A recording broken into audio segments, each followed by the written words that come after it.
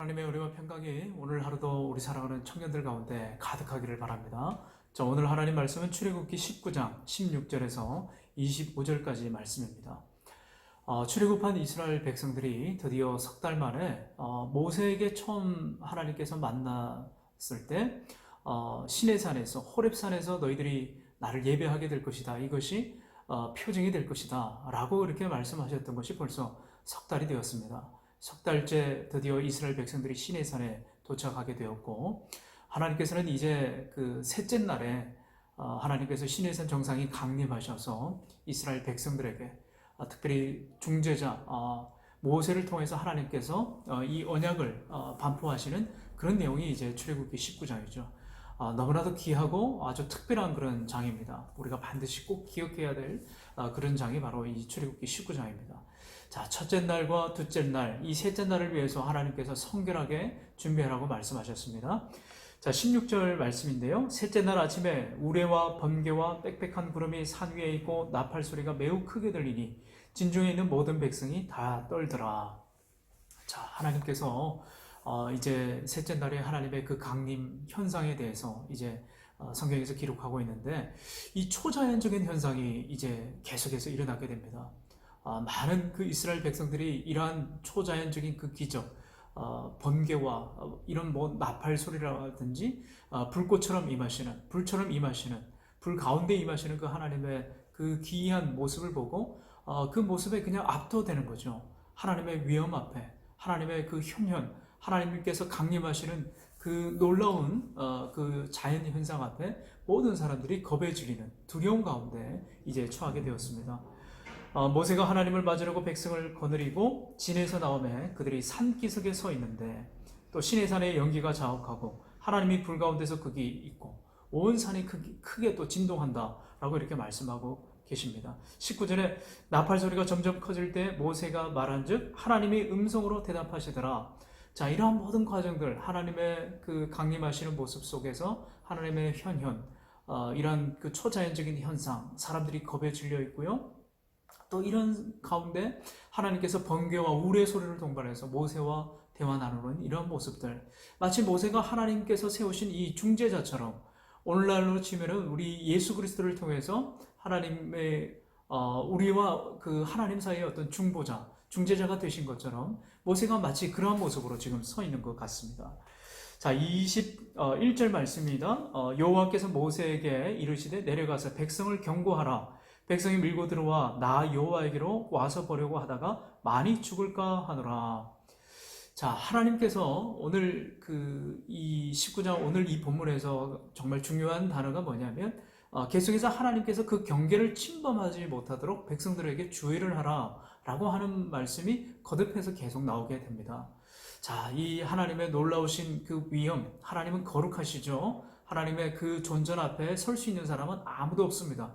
죄인인 우리가 특히 하나님 앞에 나아간다고 하는 건 불가능하죠. 나아가자마자 바로 그것은 죽을 수밖에 없어요. 하나님은 거룩하시고 하나님의 속성 자체가 거룩하기 때문에 그런 거예요. 하나님의 위엄, 하나님의 능력, 이러한 하나님의 현현, 하나님께서 살아계신 것을 지금 계속해서 보여주고 계시는데, 이게 무슨 말입니까? 하나님은 실제라고 하는 거예요. 하나님의 그 거룩하심과 놀라우신 위엄, 그 앞에 설 수 있는 사람은 아무도 없습니다. 함부로 하나님이 어떤 분이실까 궁금해하다가 그게 가까이 나아가다는 죽을 수밖에 없어요. 하나님의 이러한 경계를 침범하지 말라고 하는 하나님의 그 당부와 같은 그런 말씀이에요. 이 말은요, 오늘 우리가 이 말씀을 읽을 때 어떻게 다가오냐면, 저는 이렇게 생각합니다. 하나님께서 우리를 걱정을 많이 하시는구나. 하나님께서 우리를 너무나 생각하시는구나. 사랑이라고 하는 거죠. 하나님이 우리를 얼마나 애타게 애지중지하시는지를 보여주고 계세요. 아직은 때가 아니라고 하는 거예요. 비록 모세가 그 중재자로, 중보자로 서 있지만은 하나님과 우리의 막혀있는 그 담을 완전히 허물 수는 없습니다. 오늘날에 이르러서 우리의 완벽한, 완전한 중재자, 중보자, 누가 우리를 누구에게 허락해 주셨습니까?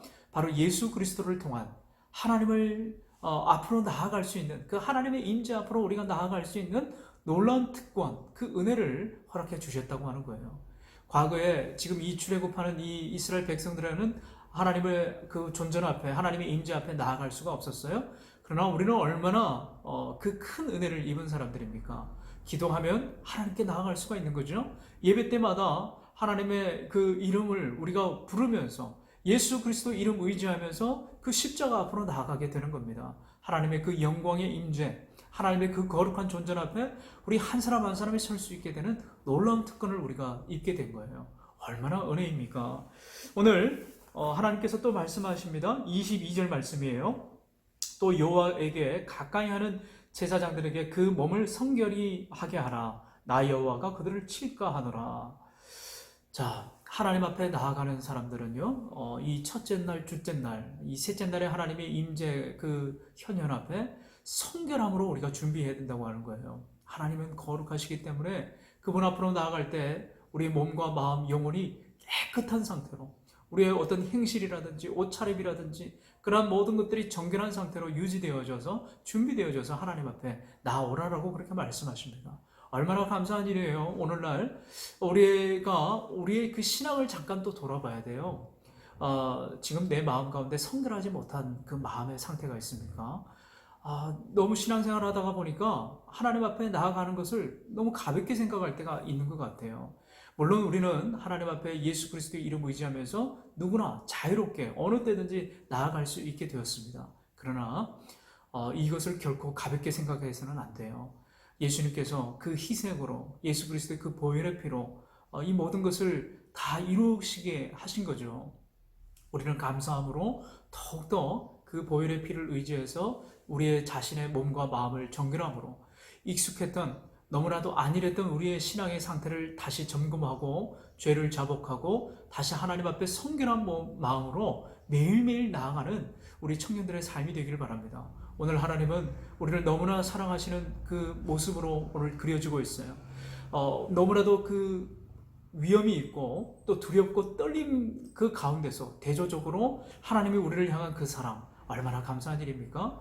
여러분 오늘 하루도 하나님의 그 사랑을 느끼시면서 하나님 나를 이처럼 사랑하시는구나, 하나님 나를 이처럼 보호하고 계시는구나, 오늘도 내가 예수 그리스도 이름 의지하면서 하나님 앞에 성결한 마음으로 그 하나님을 사랑하는 마음으로 내가 나아가야 되겠구나.